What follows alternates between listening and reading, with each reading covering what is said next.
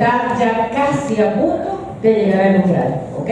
Entonces, si con una tercera estimulación se dispara el umbral porque llega al nivel y entonces se dispara el potencial de acción, esa neurona ya estaba facilitada porque ha tenido estimulaciones repetidas varias veces, que pueden ser repetidas con varias sinapsis o repetidas en una sola sinapsis en varias ocasiones. Entonces ya esa neurona está facilitada y puede generar entonces un potencial de acción. Esta es la base de la formación de la memoria. Así es como las neuronas van guardando información y pueden responder mucho más fácil ante ese mismo estímulo en una ocasión futura. ¿Bien?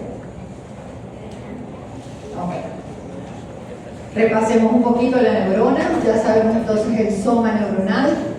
Del soma salen las dendritas. Luego tenemos una zona muy importante. El soma neuronal es el centro metabólico de la neurona, porque ahí están entonces las mitocondrias, el núcleo, es decir, todo el laboratorio metabólico necesario. Ahí es donde se fabrican los neurotransmisores, todas las sustancias que requiere esas sustancias neurotróficas para que la neurona pueda subsistir, etc. Luego tenemos el cono axonal. El cono axonal es como el cuello entre el soma y el axón, y allí es muy importante desde el punto de vista fisiológico porque la membrana del cono axonal tiene la característica de poseer muchísimos canales de sodio. Entonces, si tiene muchos canales de sodio, quiere decir que es imprescindible que el voltaje que yo genero, por ejemplo, en esta dendrita, pueda viajar por toda la membrana, llegar al cono y en el cono abrir más canales de sodio, despolarizar de manera más potente y provocar potencial de acción. Entonces, es en el cono axonal en realidad donde se generan los potenciales de acción. Luego tenemos el axón, en este caso un axón mielínico. ¿Esas células cómo se llaman? Las células de Schwann. Y vemos entonces que este axón necesita 4 células de Schwann para mielinizarse. Esto le permite que la conducción anterograda del impulso eléctrico sea mucho más rápida. Hay mayor velocidad en la conducción del impulso, porque el impulso se conduce de manera saltatoria, ¿ok? Entre nodo y el espacio que hay entre una célula de Schwann y otra es 2 nodos de rapidez. Entonces la conducción saltatoria se da de nodo a nodo, de tal manera que se desplaza muy rápidamente.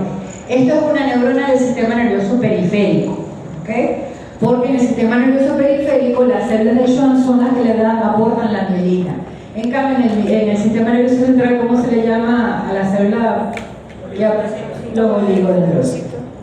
Entonces, los oligodendrocitos, la diferencia es que el oligodendrocito, uno solo, le da mielina a varios. Aquí es diferente. Necesitamos varias células de Schwann para un solo axón. Y finalmente tenemos el botón sináptico o terminal axónico, que es donde se da el almacén en vesículas del neurotransmisor. Hay canales de calcio y se da entonces los procesos de liberación del neurotransmisor en una sinapsis. ¿Okay? Bien, bueno, vemos aquí entonces cómo se da el proceso de comunicación entre dos neuronas. Las dos son de tipo multipolar, ¿verdad? Porque vemos que el soma tiene abundantes dendritas y tiene un axón mielínico, y como esos botones terminales hacen contacto con las dendritas de una neurona siguiente. Allí se da entonces la sinapsis. La sinapsis, la anatomía de la sinapsis se basa en 3 elementos: el terminal presináptico, la hendidura sináptica, que es el espacio, y el terminal postsináptico, ¿verdad? Que está aportada por la membrana de la segunda neurona. Eso ya es cuento pasado, ¿verdad? Ahora, no solamente la transmisión de la información del impulso eléctrico es tan simple como lo vemos allí, que que simplemente la señal va en sentido anterógrafo de neurona a neurona, sino que esa vía, imaginémonos que esa es la vía, por ejemplo, del dolor, va subiendo por la médula espinal, pero recuerden que esa médula espinal no es la carretera, por decirlo de una manera bastante sencilla, la carretera para la vía del dolor. Por ahí viajan, hacen ascendentes para diferentes sensaciones. ¿Por qué la señal del dolor no se desvía, no va para otro lugar o no se confunde con otra vía sensitiva? Por las señales inhibidoras.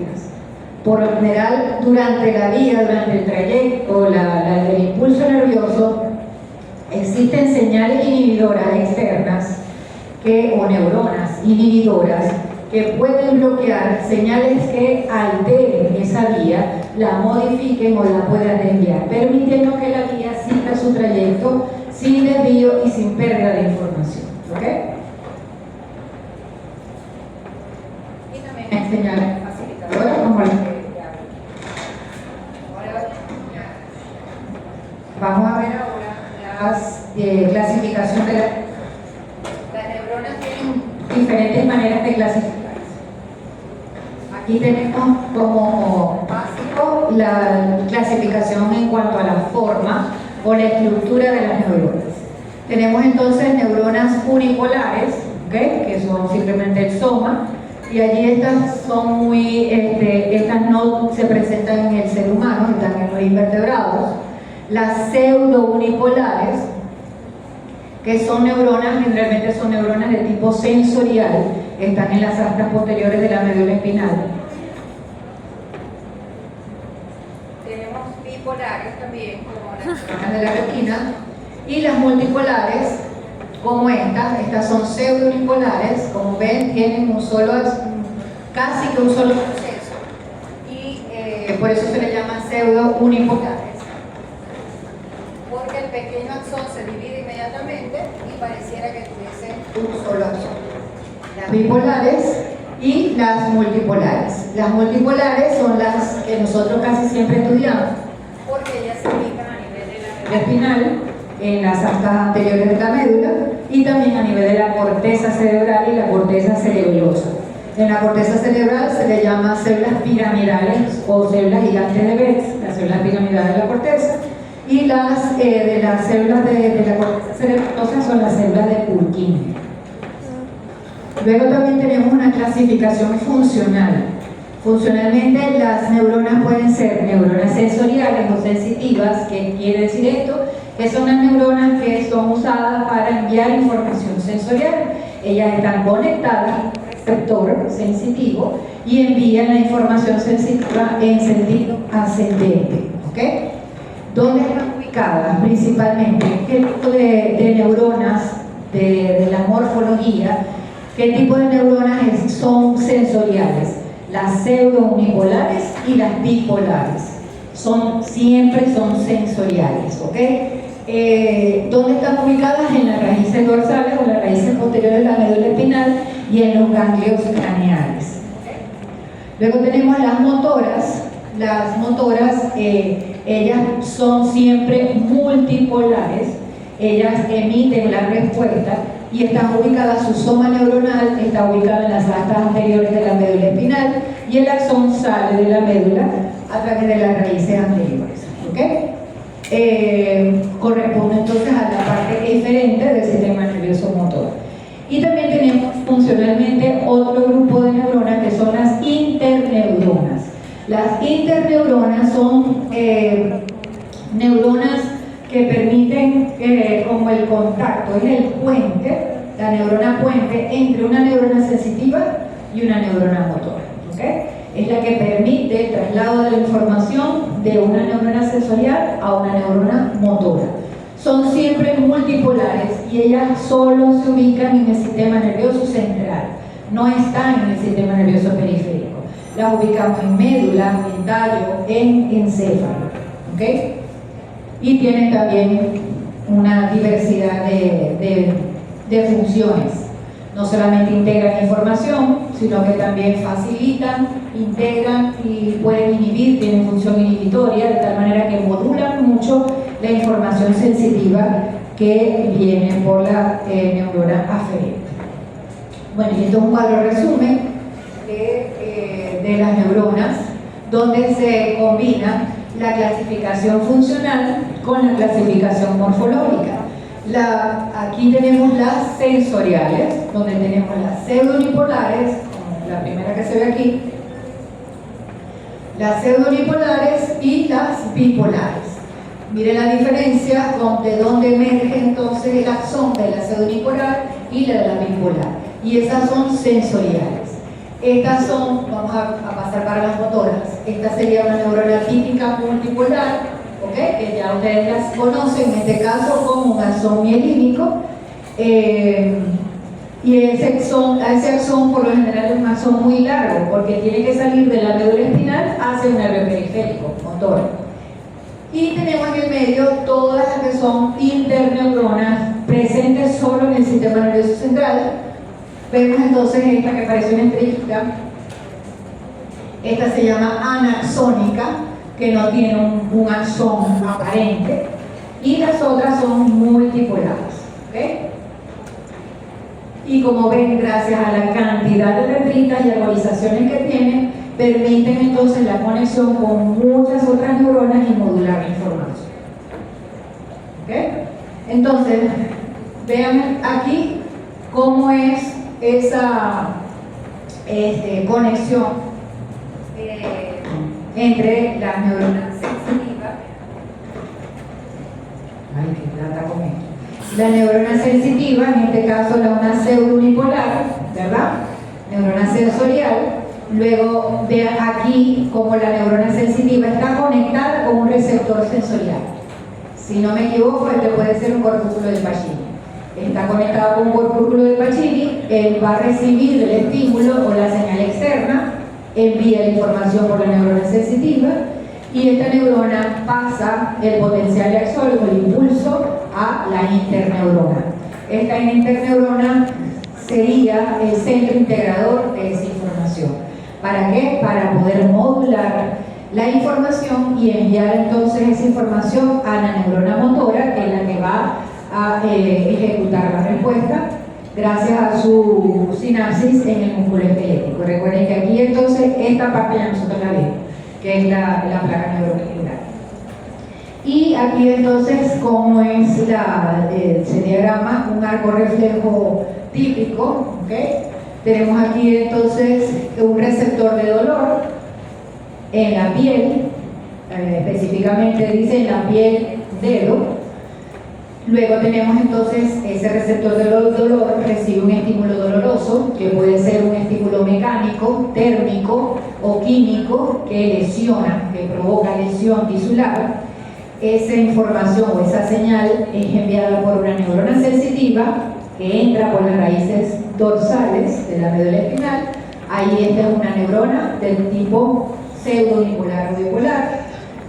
Y luego aquí en la médula espinal se ubican interneuronas que pasan la información a la motoneurona alfa, que es la motoneurona que nace, su cuerpo celular está en las astas anteriores de la médula espinal.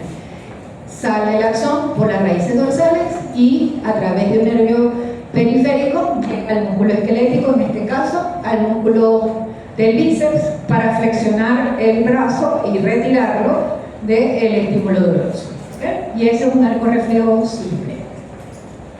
Bien, entonces, bueno, aquí las multipolares se las quería simplemente mostrar, las células piramidales de la corteza cerebral, las células de Purkinje del cerebelo, de la corteza cerebelosa, y las otras formas de neuronas multipolares. La primera es la que se ubica en las astas anteriores de la médula. Y una tercera clasificación de neuronas es neuronas que tienen axón largo y otras que tienen axón corto. Las de axón largo son llamadas Golgi tipo 1, las de axón corto Golgi tipo 2. Las de axón largo, obviamente, ¿qué función tiene? Enviar una información a distancia, gracias a la presencia de ese axón largo.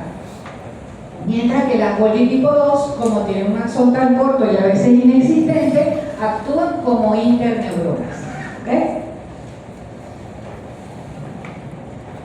Otra estructura que el castella debe conocer bastante son las células de la glía, porque si encontraron oligodendrocitos, saben lo que son las células de la glía. Anteriormente las células gliales eran consideradas simplemente células de soporte, de sostén, como un citoesqueleto del sistema nervioso. Hoy en día se sabe que cumplen con diversidad de funciones, incluyendo dentro de estas la regeneración neuronal, es decir, gracias a la presencia de stem cells neuronales, que son células o neuronas pluripotenciales, se puede regenerar el tejido neuronal. Tienen función de soporte, que no las dejan de tener, obviamente. Les permite la eliminación de sustancias de desecho en algún grupo de estas, incluso pueden ser un buffer espacial para el potasio y los hidrogeniones generados del metabolismo celular. Sirve de guía para la migración neuronal durante la fase de desarrollo embrionario y también permite la nutrición neuronal dentro de la cantidad de funciones. Entonces tenemos que se divide la guía, se divide en macroglia y microglia. La macroglia tenemos los astrocitos, que son los más abundantes. Los astrocitos serían estas células verdes como estrelladas, ¿okay? Y como ven están en contacto con los capilares sanguíneos y las neuronas del sistema nervioso central. Tenemos los oligodendrocitos, aquí tenemos un oligodendrocito, vean cómo emite como brazos que abrazan varios axones, aportando la mielina a nivel del sistema nervioso central. Es decir, un solo oligodendrocito mieliniza dos axones completos de dos neuronas diferentes. Las células de Schwann, estas sí están a nivel periférico, el sistema nervioso periférico, o aportando la vaina de mielina, como ya dijimos. Los ependimocitos, estos son los que cubren o que forman los orificios o conductos ependimarios. Y los fagocitos, que ya es parte de la microglia, que son estos que están aquí, que son los llamados scavengers, porque ellos forman parte del sistema inmunológico, ya que van a eliminar productos de desecho. ¿Okay? Esto es un esquema que lo he conseguido ya hace varios años y me encanta, porque resume muy bien toda la clasificación de las células gliales. Ella los divide en las células gliales que están presentes en el sistema nervioso periférico y estos son los que están en el sistema nervioso central y las diversas funciones que cumple cada una de ellas. Ya nosotros las hemos mencionado. Lo que sí quería hacer énfasis es que los astrocitos, esas celulitas verdes anteriores que son como unas estrellas que se unen a capilares y a las neuronas, cumplen con muchísimas funciones. Son el principal sistema de soporte o esqueleto del sistema nervioso central. También favorece o ayuda a la formación de la barrera hematoencefálica. También secretas de factores de crecimiento o factores neurotróficos en el sistema nervioso central y permite la captación y así el buffer espacial de potasio principalmente o de neurotransmisores que ya han sido utilizados. Tenemos entonces aquí, como ven, la célula de Schwann y luego tenemos un oligodendrocito aportando la mielina para los axones en el sistema nervioso central. Bueno, esto ya lo hemos visto y vemos, lo que quería que vieran era cómo la membrana de la célula de Schwann se va enrollando alrededor del axón y generando entonces esas multicapas de membrana de la célula de Schwann, formando entonces así la vaina de mielina. ¿Okay? Creo que por aquí hay esto es una célula de Schwann y ahora lo van a ver cómo ella se va enrollando, generando entonces varias capas y así la vaina de mielina. Esa es una sola célula de Schwann, quedando el núcleo rechazado periféricamente. ¿Okay? La mielina está formada principalmente por lípidos, en un 80% aproximadamente. En segundo lugar tienen proteínas y también tiene citoqueratina. ¿Okay? ¿Qué funciones tiene la mielina? No solamente a nivel periférico, sino también a nivel central. Es un aislante eléctrico y mecánico. ¿Okay? Es como decir el cable, este plástico que envuelve los cables. Por dentro tienen entonces el alambre y lo que está por fuera es un aislante eléctrico, lo mismo hace la mielina. Aumenta la velocidad de conducción, obviamente, porque ya hablamos de eso, esa conducción saltatoria, y permite el transporte de sustancias a través del axón. A manera de información, vemos entonces aquí la cantidad de lípidos, cerebróxidos, colesterol, fosfolípidos que forman a la mielina y una multitud de proteínas que están presentes, bien especificadas en su estructura. Okay. Luego tenemos la conducción, eso ya ustedes lo saben, ¿verdad? La conducción saltatoria en una célula de Schwann. ¿Qué pasa? En un axón mielínico, perdón. Vemos entonces los nodos de Rambier, que son las únicas zonas donde no hay mielina. Esa membrana axonal, que no tiene vaina de mielina, ahí es donde está desnudo el axón y es donde se puede dar el flujo de iones para despolarizarlo y permitir el impulso eléctrico, el paso del impulso eléctrico. Recordemos siempre que un impulso eléctrico es nada más un flujo de iones que van incorporándose al flujo del axón, al flujo axoplásmico, a ese líquido que está en el axón de entrada y salida, principalmente de sodio y de potasio, permitiendo la despolarización de esa zona y luego de la siguiente. ¿Okay? Sin embargo, en un axón no mielínico, ¿cómo ocurre con esta conducción? Se dan por flujos de corrientes locales. Vean que igualmente hay un flujo, entra sodio, sale potasio, y esto permite la despolarización, la zona amarilla, la zona despolarizada, y a medida que se va dando ese flujo de despolarización, esa sección se va a ir moviendo en sentido anterior. ¿Ok? Ahora vamos a hablar de este concepto, que quiero que no lo confundan con transmisión del impulso eléctrico. Si en el examen les pregunta que el impulso eléctrico se transmite de manera anterógrada y retrógrada, eso es incorrecto.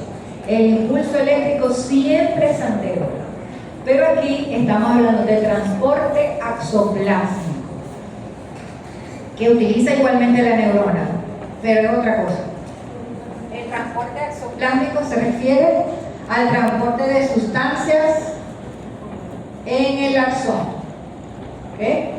Aquí está el soma neuronal y este es el axón. El transporte axoplásmico se puede dar en forma bidireccional, y esto se da gracias a que dentro del axón hay un líquido axoplásmico que tiene vesículas, tiene transportadores y tiene también un citoesqueleto muy desarrollado que le permite entonces a sustancias ir de manera anterógrada y también en forma retrógrada. ¿Qué se transportará de manera anterógrada hacia el botón? Los neurotransmisores. ¿Dónde se sintetiza el neurotransmisor? En el soma. Y ese neurotransmisor tiene que utilizar ese citoesqueleto, ese mecanismo de transporte, para llegar acá y almacenarse en sus vesículas. Pero luego entonces, por ejemplo, terminó de usarse ese neurotransmisor. Recuerden que muchos neurotransmisores, después de usarse, parte de ellos se pueden reutilizar para sintetizar nuevamente el mismo neurotransmisor. Entonces, esas sustancias pueden ser enviadas en forma retrógrada nuevamente al soma para servir para la síntesis de nuevo de más neurotransmisores. ¿Okay? Entonces, el flujo anterógrado puede ser rápido o puede ser lento. El rápido, vesículas sinápticas, mitocondrias, que son necesarias a nivel del botón terminal. O los lentos, elementos del citoesqueleto, proteínas del citoesqueleto, etc. Y el retrógrado, la hacen entonces el reciclado de las vesículas, también se pueden reciclar parte de ellas para volver a almacenar más neurotransmisores, neurotrofinas, que son factores de crecimiento neuronales, pero también patológicamente muchos virus y bacterias utilizan ese flujo retrógrado para dañar a la neurona. ¿Okay? Los virus y las bacterias que son neurotróficas van entonces en sentido retrógrado. Aquí simplemente le quiero mostrar la cantidad de elementos del citoesqueleto. Miren los microtúbulos que forman verdaderos canales de transporte, neurofilamentos y microfilamentos, que todos ellos en conjunción permiten entonces ese movimiento bidireccional a nivel del axón, es decir, el transporte axoplástico. ¿Okay? Pero el flujo de la corriente, el flujo del impulso eléctrico siempre es anterior. ¿Okay? ¿Qué función tienen las dendritas? Conectar con otros botones sinápticos para poder recibir información. El soma neuronal es el centro metabólico. ¿Okay? Ahí se integran las señales y también se sintetizan todos los neurotransmisores, los elementos del citoesqueleto, etc. El cono axonal es necesario para el proceso de generación de un verdadero potencial de acción, y el axón sirve de mecanismo de transmisión hasta las dendritas o hasta otra neurona o otra célula para enviar información. ¿Okay? Ahora vamos a hablar de la sinapsis. Ya de esto nosotros hemos conversado en clases hace mucho. ¿Okay? Ahí tenemos entonces una sinapsis, vemos una dendrita con dos botones sinápticos y veo aquí una cadena de neuronas que se conectan por sinapsis. ¿Okay? Entonces la sinapsis es la estructura que permite entonces el paso de información a través, como en forma de impulso eléctrico de una neurona a la otra. Y también se clasifican de diferente manera. Tenemos entonces una clasificación morfológica, que la clasifica entonces según el lugar donde se da esa sinapsis a nivel neuronal. Tenemos entonces la sinapsis axosomática, miran aquí, tenemos entonces el axón haciendo contacto con el soma neuronal, que también puede suceder. Tenemos aquí, en segundo lugar, una sinapsis axodendrítica, que son las más frecuentes. Aquí tenemos axoaxónicas y dendrodendríticas. ¿Okay? Es decir, en cualquier punto la neurona puede hacer contacto con otra neurona y ahí se da entonces el pase de información. Eso es la clasificación, si se quiere, morfológica. La clasificación funcional, sinapsis químicas y eléctricas. Ya eso también lo mencionamos. Las químicas son las más abundantes, donde la transmisión de la información se da a través de un neurotransmisor, es decir, una sustancia química. ¿Cuál es el ejemplo que ya ustedes estudiaron hace rato?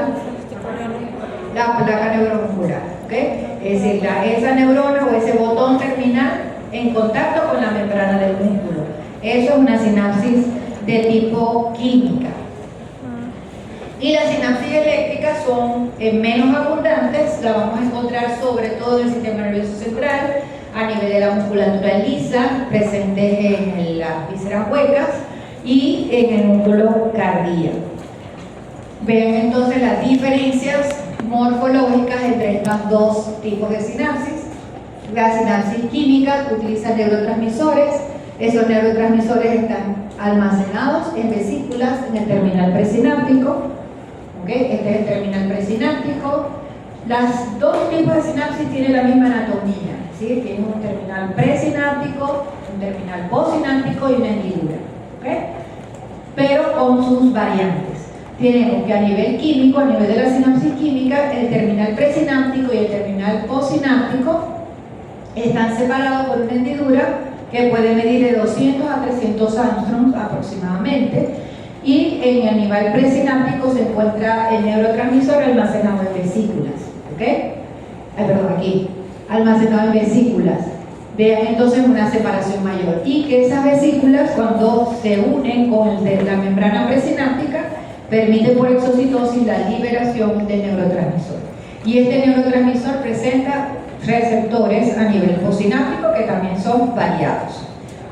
Esta es una sinapsis eléctrica. Vean que la hendidura es prácticamente inexistente, están muy pegaditas la membrana pre y posináptica, de tal manera entonces que el citoplasma de la célula o de la membrana presináptica y el citoplasma de la posináptica se comunican con gran facilidad y lo hacen a través de uniones abiertas, ¿okay? Canales que sirven como canales iónicos, de tal manera que los iones pueden moverse en forma bidireccional entre los dos espacios, entre el pre y el posináptico. ¿Okay? Aquí lo tenemos más grandecito. Vemos entonces una sinapsis química, las vesículas sinápticas con su neurotransmisor, y es importante la presencia de este canal de calcio que está ahí. ¿Ese canal de calcio qué característica tiene? El canal de calcio, el apellido, dependiente de voltaje dependiente. Él, mientras no reciba un cambio de polaridad de la membrana, él está cerrado. Cuando viene un potencial de acción, como está representado aquí por esta flecha y esta espiga del potencial de acción, él se abre. Al abrirse entra el calcio, y el calcio es necesario para que primero la vesícula comience a moverse en dirección a la membrana presináptica y luego se pegue, se funde con esa membrana presináptica para permitir la exocitosis. ¿Okay? Queda entonces el neurotransmisor en la hendidura y se va a unir a diferentes receptores. Tiene dos opciones ese neurotransmisor: tener un receptor de tipo ionotrópico o un receptor de tipo metabotrópico. ¿Qué significa ionotrópico? ¿Qué es un canal iónico? Más nada. Un receptor que va a funcionar como un canal iónico. Por ejemplo, ¿qué receptor que ya estudiamos es un canal iónico?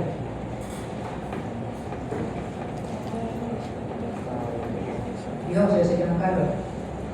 ¿Hay calor?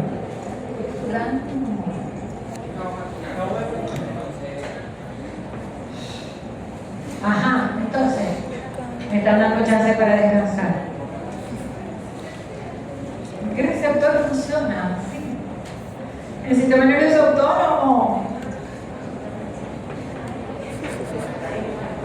Nicotínicos. Voy a llorar. Un receptor nicotínico. Los receptores nicotínicos son receptores ionotrópicos, porque ellos son cuando se unen a su neurotransmisor, que es ¿quién? ¿Quién es el neurotransmisor del receptor nicotínico, por Dios? Acetilcolina. Es parasimpático, exactamente.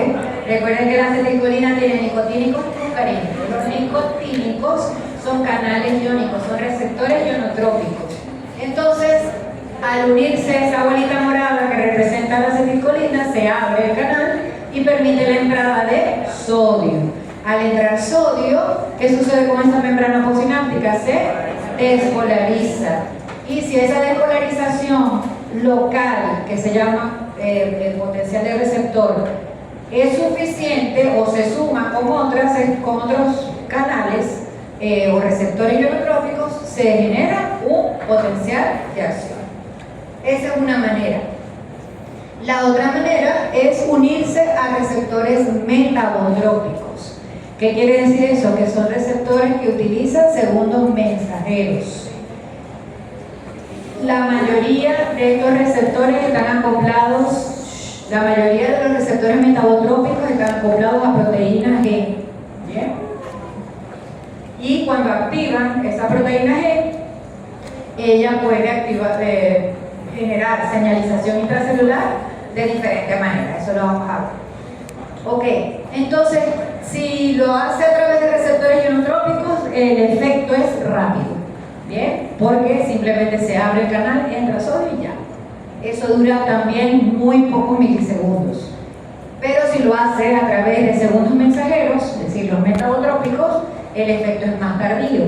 Es decir, se logra alcanzar la respuesta más lentamente, pero también el tiempo de duración del efecto es mayor.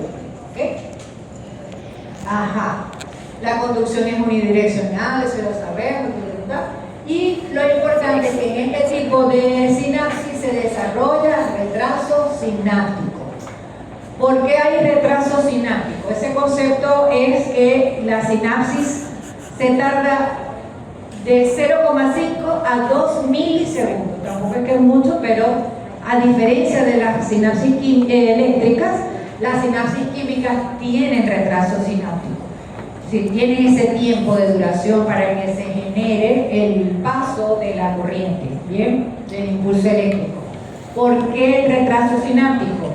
Porque tiene que venir y el potencial de acción, abrir el canal de calcio, aumenta el flujo de calcio, se mueven las vesículas, hay exocitosis del neurotransmisor, el neurotransmisor se une al receptor, así que necesita una serie de pasos para que se genere una respuesta a nivel postsináptico. En cambio, las sinapsis eléctricas no. En la sinapsis eléctrica las dos membranas pre y postsinápticas están casi pegadas y simplemente se da flujo de iones cuando viene un potencial de acción viajando a través de ellas. ¿Okay? Aquí tenemos las sinapsis eléctricas. Vean, aquí está magnificada en su mano derecha una zona donde se ve entonces la unión perfecta entre las dos membranas pre y postsinápticas. Ahí vamos a encontrar entonces muchas uniones, gap junctions, uniones, conexones, simplemente canales iónicos que permiten la comunicación directa entre las dos membranas, ¿okay? Los dos líquidos, ¿okay? Pre y postsináptico. Conducen la señal en cualquier dirección. La química conduce la señal siempre en sentido anterógrado, es unidireccional. En cambio aquí puede ser bidireccional. ¿Por qué? Porque los iones pueden ir para allá y para acá. ¿Okay? Que eso es lo que sucede en las células musculares lisas y generan ese efecto de actuar como un sinsitio, como en el tejido cardíaco. Ausencia de retraso sináptico, ausencia de vesículas, porque aquí no necesitamos un neurotransmisor, y los terminal pre y postsináptico están prácticamente juntos. Esa es la anatomía funcional, no quiero volver a repetir todo esto que ya lo dijimos. ¿Okay? Cómo funciona el terminal presináptico. Lo que sí quería era mencionarles nuevamente, porque eso también ya lo vimos en una placa neuromuscular, es lo que se conoce ahora de cuál es el mecanismo mediante el cual la vesícula presináptica en la sinapsis química se va moviendo hasta unirse con la membrana presináptica. Esta es la vesícula, esta es la membrana presináptica, ¿ok? Vean que la vesícula sináptica tiene una proteína, estas proteínas que se ven acá, marrones, que se le llama sinaptotermina. Esas proteínas son las que van a unir el calcio. ¿Okay? Cuando el calcio entra en esos canales o a través de los canales de calcio voltaje dependientes, ese calcio se pega a esas proteínas. Sigan hablando, tranquilo. Tenemos también otro complejo proteico que está formado por 3 proteínas. Estas son las llamadas proteínas SNARE en conjunto. Una proviene de la membrana de la vesícula también, que es la sinaptobrebina, esta que se ve aquí en verde, y 2 vienen de la membrana presináptica, ¿okay? Que es la SNAP25 y la sintaxina, ¿okay? Entonces, ¿qué sucede cuando ese terminal presináptico recibe un potencial de acción? Se activa. El calcio entra porque los canales de calcio voltaje dependiente se abren, el calcio se pega a sus proteínas que están en la membrana de la vesícula. Estas son la sinaptotermina, y luego entonces esto permite la fusión de la membrana de la vesícula con la membrana presináptica, uniendo las 4 proteínas, ¿okay? Esa unión de las 4 proteínas es lo que se conoce como complejo SNARI, ¿okay? Y así se da la liberación del neurotransmisor. Temporalmente, la membrana de la vesícula va a formar parte de la membrana presináptica. Y digo temporalmente porque luego, cuando ya pasó el proceso de excitación, ya terminó la sinapsis, esta vesícula se desprende, ¿ok? Y por endocitosis se vuelve a formar y se recicla. Y podemos reciclarla tantas veces como sea necesario. Tenemos entonces aquí los canales, los receptores ionotrópicos y los receptores metabotrópicos. Aquí lo que quiero es ya los ionotrópicos, ya lo saben, ya lo conocemos. Y tenemos aquí los metabotrópicos. Lo que quería era repasarlos porque veo que están así, como que se les olvidó ya el sistema nervioso neuromuscular. Vemos entonces que el receptor metabotrópico, la mayoría está acoplado a una proteína G. La proteína G sabemos que tiene 3 unidades, ¿verdad? Alfa, beta y gamma. La unidad alfa es la activadora. Cuando el neurotransmisor se une a ese receptor, se da un cambio conformacional de tal manera que la subunidad alfa con la proteína G se separa, ¿okay? Y luego entonces en el citoplasma puede actuar de diferentes maneras. Puede actuar activando canales iónicos, ¿okay? Puede hacerlo también activando a nivel génico, a nivel nuclear, la transcripción de genes para la síntesis de diversas proteínas que son las responsables de la respuesta.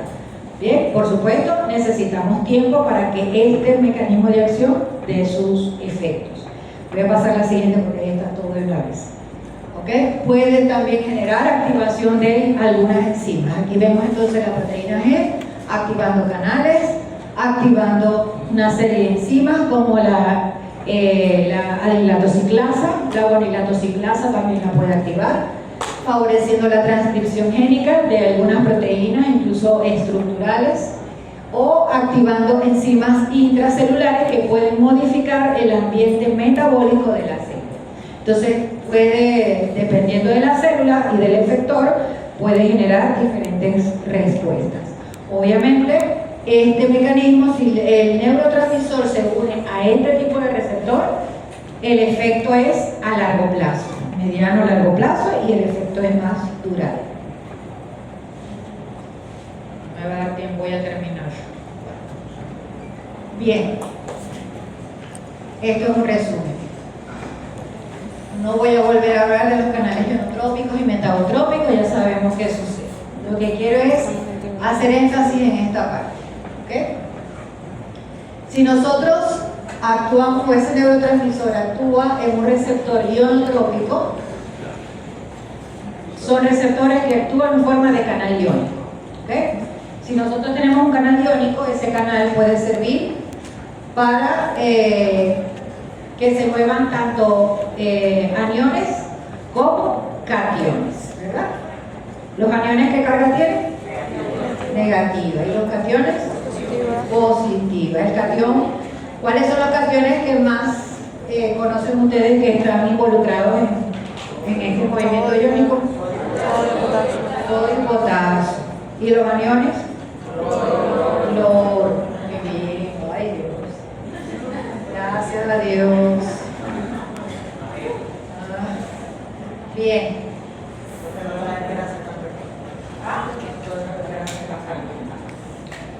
Ok, si nosotros permitimos, este es el medio extracelular y este es el intracelular. Si hay entrada de sodio, ¿qué pasa con el potencial de membrana? Se despolariza, ¿verdad? Porque entran cargas positivas. Normalmente la célula cuando está en reposo está cargada negativamente por dentro, ¿verdad? Entonces, si entran cargas positivas, esto cambia, se despolariza. Cuando el canal iónico, el receptor ionotrópico actúa así, genera entonces un potencial postsináptico excitatorio. Eso es lo que significa Potencial posináptico excitatorio. ¿Okay? Esto no quiere decir potencial de acción. No es un potencial de acción. Esto no ha llegado al umbral. Simplemente estoy despolarizando este pedacito de la membrana posináptica. ¿Okay?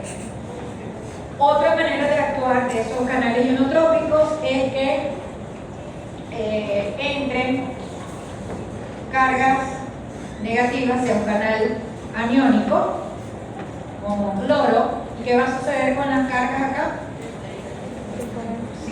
Si entra cloro, se hace más negativa la membrana. ¿Y eso cómo se le llama? Hiperpolarización. Otra manera, hiperpolarización, si la hace más negativa. Bien. Okay. Otra manera de hiperpolarizar es que permita la salida de potasio. Es decir, que la membrana, el canal, permite el escape de canales positivos, de iones positivos. Eso también hiperpolariza. En este caso se va a generar un potencial posináptico inhibitorio. ¿Por qué inhibitorio? Porque está hiperpolarizando, lo está alejando del umbral. Y si lo aleja del umbral, lo está alejando de su posibilidad de generar un potencial de acción. ¿Okay? En cambio aquí lo está acercando a un potencial de acción. Obviamente este movimiento va a depender del gradiente de concentración de los iones, ¿verdad? Sabemos que el sodio está más concentrado fuera que adentro, entonces su tendencia es a entrar. El potasio al revés, tiene mayor concentración dentro que fuera, entonces su tendencia es a salir. Y el cloro se parece al sodio. Sin embargo, los canales también tienen que tener estos receptores características especiales para poder permitir el paso del sodio. Por ejemplo, los canales de sodio, los receptores que permiten el movimiento de sodio, tienen que tener un tamaño adecuado para permitir la entrada de cargas positivas. Y también tener por dentro, estar cargados negativamente para atraer iones positivos. A diferencia de los de cloro tienen que tener un diámetro mayor para poder permitir el paso de cloro. Bien. Ahora, ¿qué pasa con ya va, otra cosita que les quería mencionar. Ahora, los potenciales posinápticos inhibitorios no solamente se pueden generar porque entren cargas negativas o porque salgan cargas positivas. También se pueden generar porque se bloquee esto. Porque no permito al sodio entrar. ¿Por qué te vas eso? Tranquilo, dice a propósito. O porque no sale también en el inhibitorio. O podemos generar un potencial posináptico excitatorio impidiendo que el potasio salga. Y se queda almacenadito adentro. Y si está almacenado el potasio adentro, va a despolarizar. Y los receptores metabotrópicos ya generan entonces una respuesta totalmente diferente. ¿Okay? Esto solamente se logra a través del movimiento iónico, a través de este tipo de receptores. Entonces los receptores pueden ser excitatorios o inhibitorios. Los excitatorios son aquellos que van a generar potenciales posinápticos excitatorios. ¿Okay? Por ejemplo, como vimos, o porque permitan la entrada de sodio, porque permitan o impidan que el potasio salga, es decir, disminuye la conductancia del potasio, porque disminuye la conductancia del cloro y el cloro quede dentro de la célula, o cambios en el metabolismo celular. Y los inhibitorios son aquellos mecanismos que generan potenciales posinápticos inhibitorios, apertura de canales de cloro, permitiendo la salida de potasio, o activando también metabólicamente ciertas enzimas que inhiban algunas funciones metabólicas.